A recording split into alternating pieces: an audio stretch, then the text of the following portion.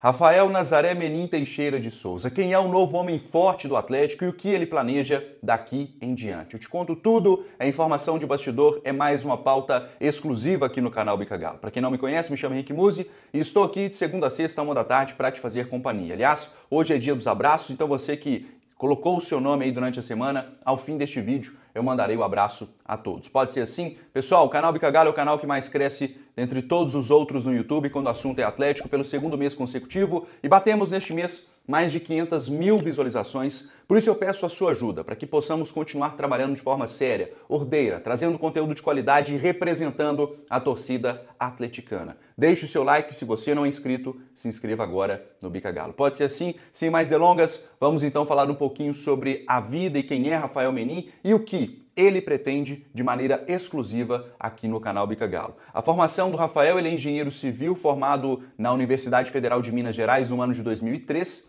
e começou estagiando na MRV no ano de 2009. Dentro da empresa, que é do pai, todo mundo sabe disso, ocupou os cargos de engenheiro de obras, coordenador de engenharia e também de diretoria técnica. Desde o ano de 2014, inclusive informação confirmada pelo próprio Rafael, ocupa o cargo de presidente da MRV. Além disso, é também conselheiro da Urba, que é um loteamento, segundo a própria empresa, de alta qualidade, assim como a Resia, aqui no Brasil se diria, a gente poderia dizer Resia, não vou falar a terminologia em inglês, que talvez eu possa até dizer de uma maneira errada, afinal de contas não conheço tanto as entranhas da empresa. À frente da MRV, o Rafael Menin registrou alguns saltos desde que assumiu a presidência, inclusive no último ano um salto muito importante. Foi responsável, um dos responsáveis, claro, ninguém gera uma empresa sozinha, por triplicar o lucro da MRV no segundo trimestre de 2023.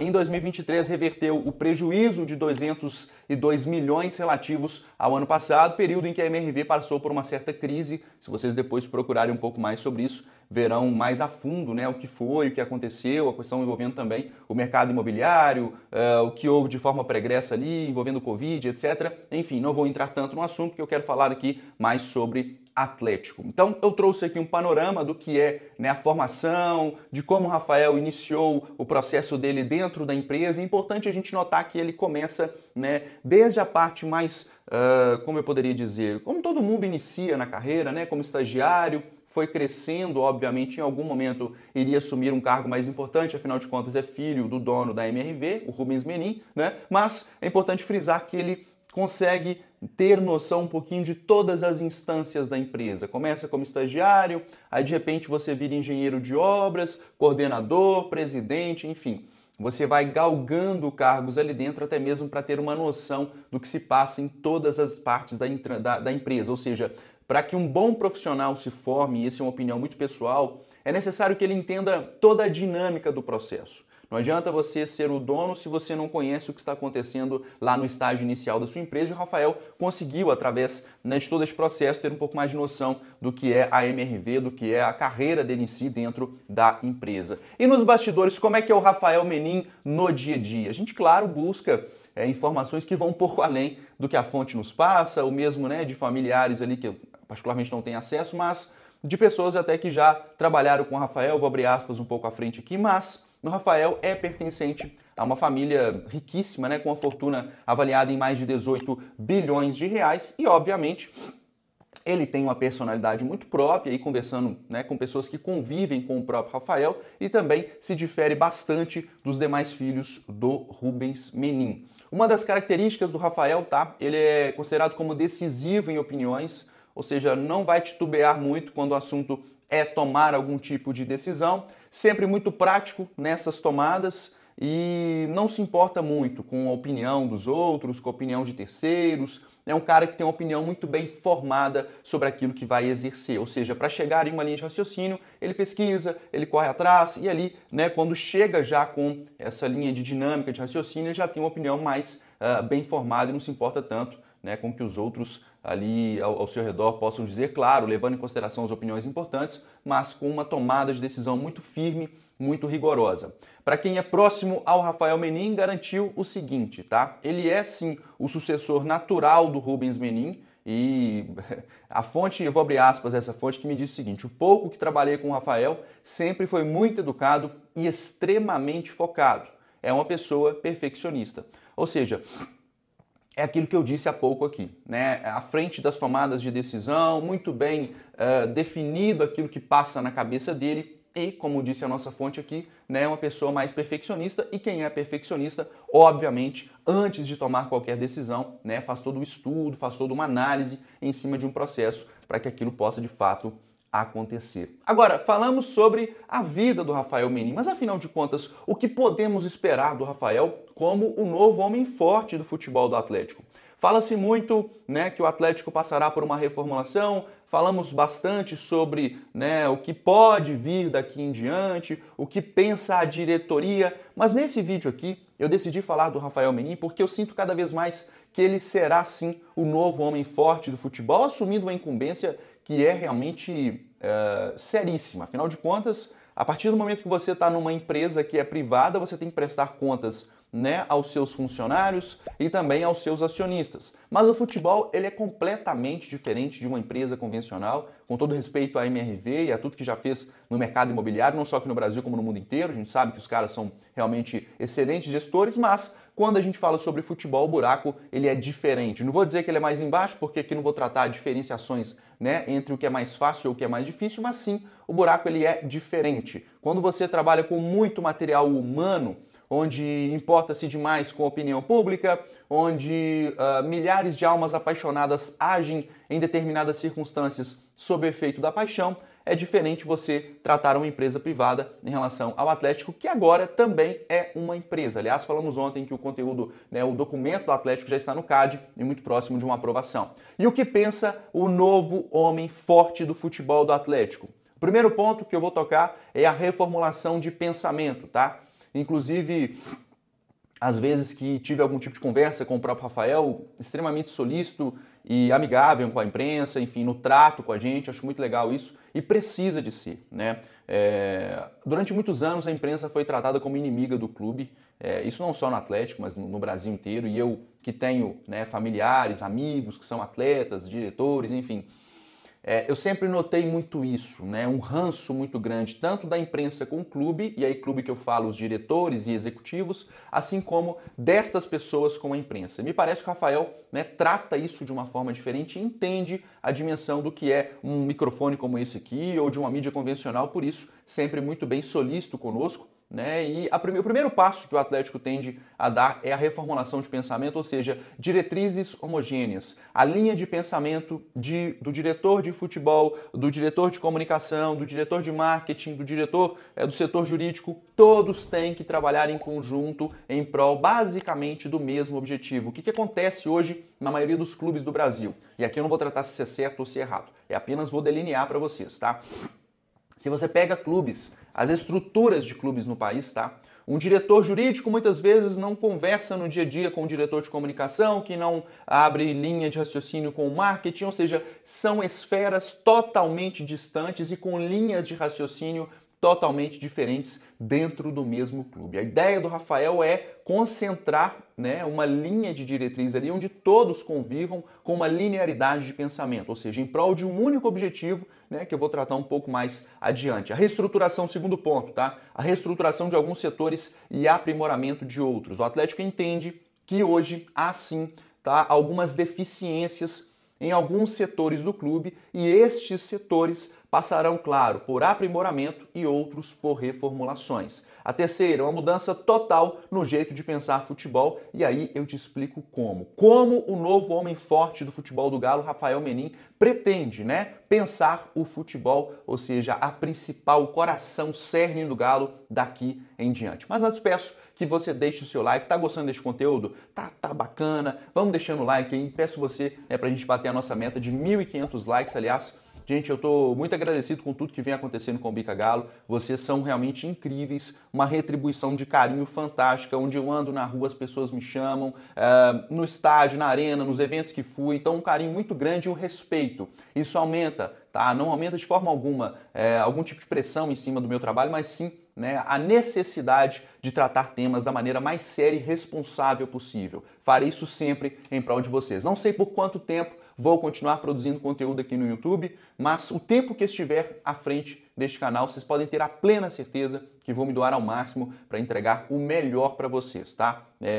Vamos deixando o like, eu quero falar aqui de forma breve também sobre a nossa patrocinadora Master, que é a Betano, está dando 100% de bônus no canal Bica Galo. Se você investir R$100, vai ganhar mais 100. Investiu, né, 500, vai ganhar mais 500. Utilize agora o código Betano, nosso aí, o canal Bica Galo, o código Bica Galo, esse que está aparecendo aí, no site da Betano, e automaticamente o bônus estará na sua conta. Pode ser assim? Pessoal, vamos falar então sobre as mudanças que o novo homem forte do futebol do Atlético, Rafael Menin, deve implementar daqui em diante, tá? O Rafael, perdão um pouco a voz aqui, o Rafael é um entusiasta do mercado de primeiro mundo quando se fala em futebol, e aqui eu digo basicamente do mercado inglês, da Premier League e de outros centros importantes da Europa, e ele entende, tá? Que é necessário sim implementar uma filosofia que hoje é muito distante da realidade do futebol brasileiro e que passa por uma série de entranhas, tá? Essas mudanças que serão programadas pelo Atlético e direcionadas pelo próprio Rafael Menin passam por uma série de fatores e eu vou explicitar uma por uma aqui. A primeira delas, tá? São poucos, mas pontuais reforços daqui em diante. A gente viu, né, um Atlético contratando muito no ano de 2022, no ano de 2021, na primeira grande reformulação que teve, assim como no ano de 2023. E aqui eu já falei a minha opinião sobre o próprio Rodrigo Caetano, ao qual tenho um apreço muito grande, né, pelo profissional que é e pela capacidade de raciocínio que tem, mas o Atlético pretende, né, estancar um pouco a ideia, a linha de raciocínio de contratar mais jogadores, ou seja, de contratar a pedido do treinador e sim de montar uma linha única de raciocínio onde somente iremos contratar o que for necessário e de maneira extremamente pontual. Esqueçam aquela história, por exemplo, tá? De chegar a 5, 6, 7 jogadores para uma temporada, isso não vai acontecer mais. Utilizar a tecnologia como referência na tomada de decisões.